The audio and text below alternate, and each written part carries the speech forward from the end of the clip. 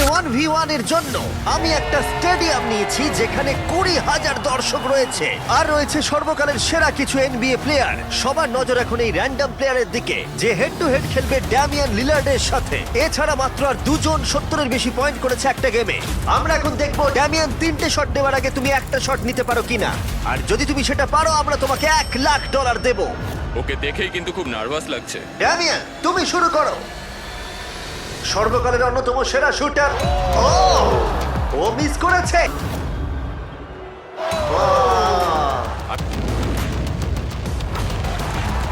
এটা 3টের মধ্যে একটা। ও আরো দুটো ফেলার আগে তোমাকে একটা ফেলতে হবে। $1,00,000। আশা করি ও এবার ফেলে দেবে, তাহলে 3টের মধ্যে দুটো হয়ে যাবে। ও